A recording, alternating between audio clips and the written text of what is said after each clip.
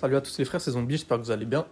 Je voulais juste commencer la vidéo en vous demandant un avis en commentaire, une critique, constructif ou pas, je m'en fiche. Et j'aimerais aussi vous expliquer, pas avec mes mots, ce que sont les TCA. En gros, les TCA, c'est une pratique alimentaire anormale. Ça implique vraiment beaucoup de choses, mais ce que ça implique principalement, c'est des problèmes de santé en gros. Il y a énormément de formes de TCA, vous en connaissez sûrement plein, la boulimie, l'hyperphagie, l'anorexie mentale qui revient souvent. Mais n'étant pas psychiatre, aujourd'hui je ne vais pas vous parler des TCA et de ce que ça implique, je vais plutôt vous parler d'une société qui en crée plein, la société du luxe et de la mode. Bon, depuis quelques années, on a tous vu passer des pubs, des spots qui mettent en avant les personnes avec du surpoids, des personnes obèses, des personnes avec du vitiligo, et les femmes avec des poids. Ça s'appelle le body positive. Le but du body positive, c'est de mettre en avant tous les corps possibles, surtout chez les femmes, ce qui est une bonne chose, hein, je ne juge d'aucune perception. Et ce mouvement, il a commencé à popper aux États-Unis après qu'une femme qui s'appelle Connie ait perdu sa sœur à cause de TCA. Et si cette mort lance le mouvement, c'est pas la seule malheureusement. Donc on va rentrer dans le sujet tristement, mais c'est une vérité. La sœur de Connie, c'est pas la seule femme qui est décédée à cause des jugements sur le corps. Hi, I'm Elizabeth Scott, and I want to welcome you to the Big Hearted Embodiment community. I've worked for 25 years to help people overcome eating disorders and body image problems in my psychotherapy practice and in my work with the Body Positive, which is an eating disorders prevention organization. Et si je vous parle de cette mort dès le début de la vidéo, bah c'est vraiment pas anodin. L'impact de la mode, ça a plus niqué de personnes que ça en a habillé. Vous voyez, tous les 6 mois, il y a des défilés à Paname. Des défilés avec des meufs et des mecs qui ont des corps qui sont sculptés dans la roche. Et bah ces défilés, ils influencent notre vision et notre vie au quotidien. En tant qu'adulte, ça va. On a souvent beaucoup plus de recul sur tout ce qu'on voit dans les magazines, les défilés, toute la mode en général. Et je vous apprends rien, le recul qu'on a en tant qu'adulte, les jeunes, ils l'ont pas forcément. Et très généralement, ils l'ont pas du tout. Et bah ne pas avoir de recul, ça permet à l'influence de gagner plus de place. Bref, j'arrive au fait, on a tous déjà été plus jeunes, et la mode, elle a toujours eu une grosse place dans notre vie. Vous voyez là où je veux en venir, mais il n'y a pas seulement que des corps qui sont sculptés dans la roche, nos perceptions, elles le sont aussi. On a été façonnés à penser qu'il y avait une norme pour le corps, et que le bon corps, c'était qu'un seul type de corps. Ce qui est faux. Les femmes fines, avec de longues jambes, une taille fine, un visage super atypique, un homme grand, avec très peu de body fat, un peu musclé, des proportions super équilibrées, mais une taille un peu fine pour la plupart des hommes. Et bah ces normes qu'on a données à tout le monde, bah représentent vraiment peu de personnes. Je suis d'Île-de-France, donc je connais un peu de personnes, et je connais qu'une seule mannequin. Je connais 2 fois plus de personnes qui sont millionnaires que de personnes qui sont mannequins. Et la plupart des gens complexent de ne pas avoir un corps de mannequin plutôt que d'être millionnaire. Et je vous laisse faire le calcul, s'il y a une seule personne sur des milliers qui a le corps que tout le monde aimerait avoir et que tout le monde trouve juste. C'est 99,99% des personnes complexes pour un corps inatteignable alors qu'eux-mêmes sont dans la norme. C'est comme ça que le luxe et la mode a créé à plein de personnes, dès l'enfance jusqu'à maintenant, des gros troubles du comportement alimentaire. Et ces troubles, ils viennent pas d'un coup, ils sont sournants, ils rentrent dans ton crâne depuis que t'es tout petit. Alors que tout ça c'est de la génétique et surtout qu'ils ont tous un corps qui est normal. On change un peu de sujet, mais là on va parler des réseaux sociaux. On va pas y rester trop longtemps pour la simple et bonne raison que c'est déjà assez documenté.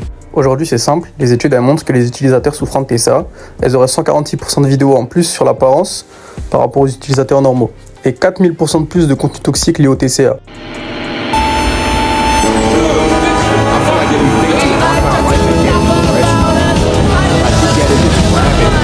Bon, du coup, je suppose que vous voyez de quoi je parle. Les contenus pro-ana, les contenus teenspo, les contenus what I eat in a day.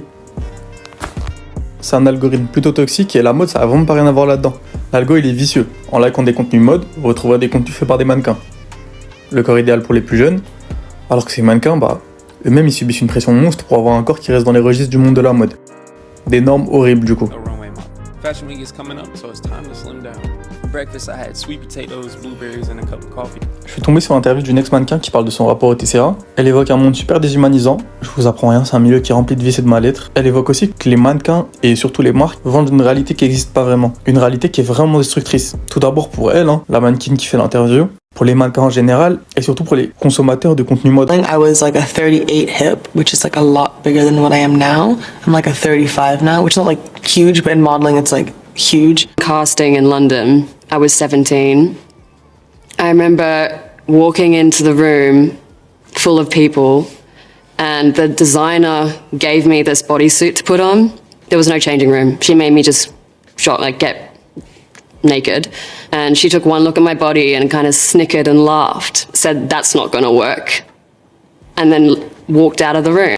when you're 15, you already have all this pressure all over, you know? And to have everybody watch you grow up and just judge you and all that kind of stuff was tough, you know? Cette interview de Vogue elle résume assez bien la chose puisque les principales concernées elles ont la parole. Et une chose est claire, c'est que les grandes marques qui ont un rôle dans les mots actuels de notre société, MAUX, sont vraiment pas les seuls responsables.